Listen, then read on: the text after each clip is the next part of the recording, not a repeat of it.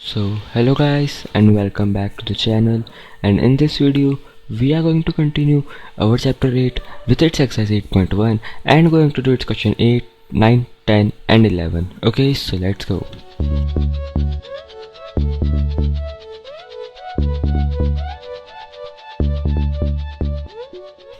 देखो question mind में अपन को क्या बोला है, in triangle ABC right angled at B if tan A is equal to 1 by root 3 then find the value of this and this। क्या दे रखा है अपन को, एक ट्राइंगल है ABC जिसके अंदर राइट एंगल जो है वो B पर है और अपन को tan A की वैल्यू दे रखी है जो कि 1 by root 3 क्या है 1 by root 3।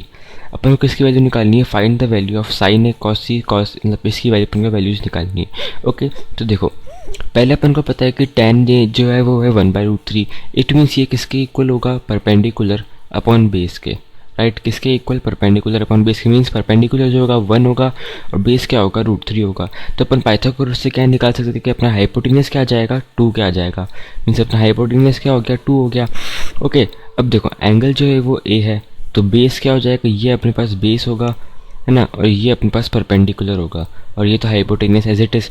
और C के अकॉर्डिंग देखो अपने पास एंगल C भी है तो एंगल C के अकॉर्डिंग ये होगा परपेंडिकुलर और ये होगा बेस। ओके तो अब देखो अपन को निकालना है, देखो सबसे पहले sine A is equal to cos C. Sine A cos C के इक्वल कैसे होगा, देखो साइन ए जो होगा वो होगा अपने पास परपेंडिकुलर अपॉन हाइपोटेन्यूस और साइन सी क्या होगा बेस अपॉन हाइपोटेन्यूस। तो साइन ए के लिए जो परपेंडिकुलर है वही साइन सी के लिए बेस है। देखो साइन ए के लिए परपेंडिकुलर है ये ना, ये वाला, और साइन सी के लिए बेस क्या है यही है, दोनों की वैल्यू सेम होगी। ऐसे साइन सी की जो वैल्यू होगी वो साइन कॉस ए के इक्वल होगी, क्योंकि देखो साइन सी के लिए जो परपेंडिकुलर है ये वाला वो क्या है, वो कॉस सी के लिए मतलब ए एंगल के लिए बेस है और कॉस सी में तो ऊपर बेस ही आता है और साइन में परपेंडिकुलर आता है। तो एक के लिए बेस है एक के लिए परपेंडिकुलर है तो इनकी वैल्यू भी सेम होगी है ना। तो देखो साइन ए की वैल्यू क्या हो गई BC upon AC means K upon 2K है ना, K अपॉन 2K या फिर बोल सकते हैं 1/2। और साइन सी की वैल्यू क्या हो जाएगी √3 अपॉन 2। तो अपन को पहला क्या करना है, sign A cos C plus cos A sign सी। तो साइन ए कॉस सी क्या है 1/2 और साइन सी और कॉस ए क्या है √3/2। दोनों को मल्टीप्लाई करा प्लस करा तो यहाँ से क्या आ जाएगा 1/4, यहाँ से आ जाएगा 3/4। दोनों को प्लस करेंगे तो क्या आ जाएगा अपने पास 4/4। सिंप्लीफाई करने पर अपने पास क्या आ जाएगा 1। ओके तो यह बहुत सिंपल था, आई होप आपको समझ आया होगा। अब इसका सेकंड पार्ट देखते हैं। सेकंड पार्ट में क्या है अपने पास, cos A cos C minus sign A sign सी ना। देखो कॉस ए क्या है अपने पास, कॉस ए अपने पास साइन सी के equal means AB upon AC। तो क्या है √3/2 और कॉस सी क्या है 1/2। ऐसे ही देखो ये क्या हो जाएगा, साइन है साइन सी मतलब 1/2 और √3/2। तो अपन को देखते ही समझ आ रहा है कि दोनों साइड जो है वो सेम वैल्यू है। मीन्स इस साइड भी √3/2 1/2 के मल्टीप्लाई में, इस साइड भी √3/2 1/2 के मल्टीप्लाई में। तो ये कैंसिल आउट होकर वैसे भी 0 आ जाएगा। तो अपन ने मल्टीप्लाई भी कर दिया, √3/4 माइनस √3/4 अपने पास आंसर क्या आ गया 0। ओके तो आइए आपको समझ आया होगा 9th क्वेश्चन। देखते हैं अपन 10th क्वेश्चन। अब 10th क्वेश्चन में क्या दे रखा है, इन ट्राइंगल PQR, ये ट्राइंगल ये D नहीं है ना, in triangle PQR right angle at Q PR plus QR plus is equal to 25 centimetre and PQ is equal to 5 centimetre.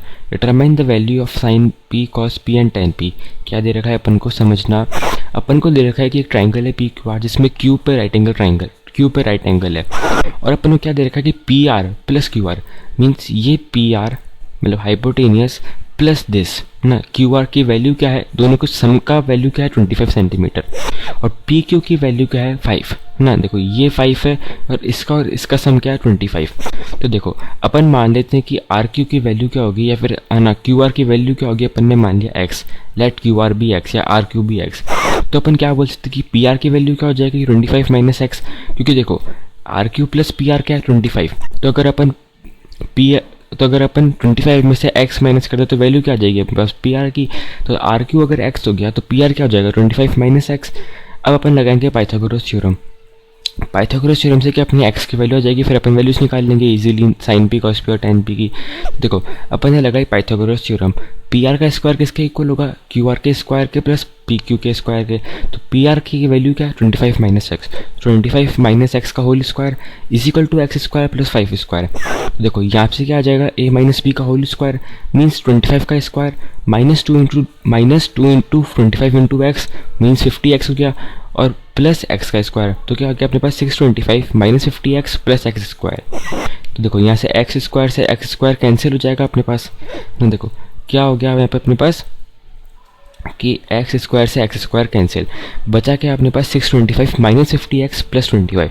तो इस 25 को इधर ले जाओ और इस 50 को इधर ले जाएंगे तो क्या आ जाएगा अपने पास 50x इज इक्वल टू 600। तो अपने पास x की वैल्यू क्या आ गई 200। हाँ देखो x की वैल्यू क्या आ गई अपने पास 200, अपने पास किसकी x की वैल्यू आ गई। तो QR की वैल्यू कितनी हो गई 12 है ना, R हाँ QR की वैल्यू कितनी हो गई 12 और PR की वैल्यू कितनी हो जाएगी अपने पास 13। हाँ PR की वैल्यू कितनी हो गई अपने पास 13। तो अपन को simple sine P cos P और टेन पी की वैल्यूज निकालनी है। साइन पी की वैल्यू क्या हो जाएगी 12/13, कॉस पी हो जाएगा 5/13 और टेन पी हो जाएगा 12/5। ओके, आइए आपको समझ आया होगा। जस्ट सिंपल सा बेसिक अपन को लगाना था कि अपन ने एक साइड को एक्स मान ली, दूसरे को 25 माइनस एक्स, पाइथागोरस थ्योरम लगा के एक्स की वैल्यू निकाली और फिर तीनों एंगल्स की अपन ने वैल्यूज निकाल ली। ओके, तो अब देखते हैं अपन क्वेश्चन 11 जो कि एक्सरसाइज का लास्ट क्वेश्चन। ये सिंपल ट्रू फॉल्स है, कुछ भी नहीं इसमें ज़्यादा, अपन को सिंपली बताना है कि ट्रू है या फॉल्स है और जस्टिफाई करना है कि क्यों है। देखो the value of 10a is always less than 1। Value of 10a जो है वो हमेशा 1 से जो है वो लेस होगी।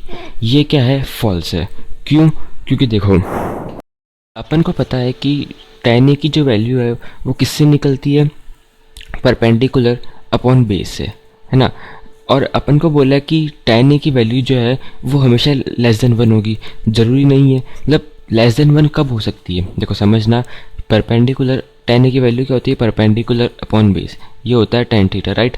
हाँ, तो लेस देन 1 कब होगी, जब b जो होगा वो p से बड़ा होगा। और ज़रूरी नहीं है कि हर ट्राइंगल में जो है वो बेस परपेंडिकुलर से बड़ा हो। तो it is not always possible कि बेस जो है वो पेंडिकुलर से बड़ा हो। इसलिए अपन ये नहीं बोल सकते कि tan की वैल्यू ऑलवेज 1 से बड़ी होगी।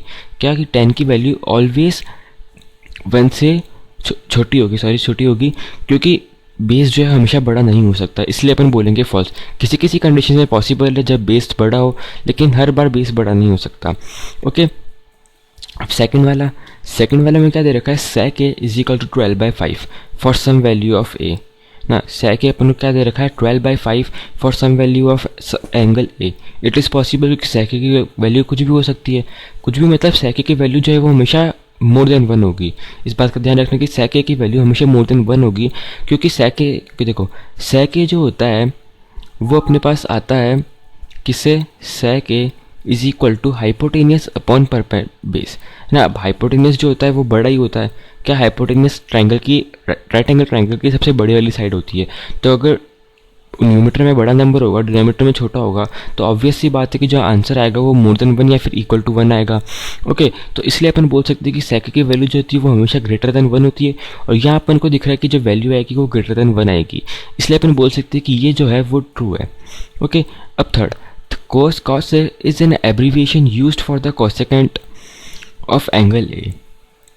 ये क्या है अपने पास, ये फॉल्स है कि cos A जो होता है वो होता है कोसाइन, मतलब cosecant होता है cosec का, और cos जो होता है वो होता है कोसाइन।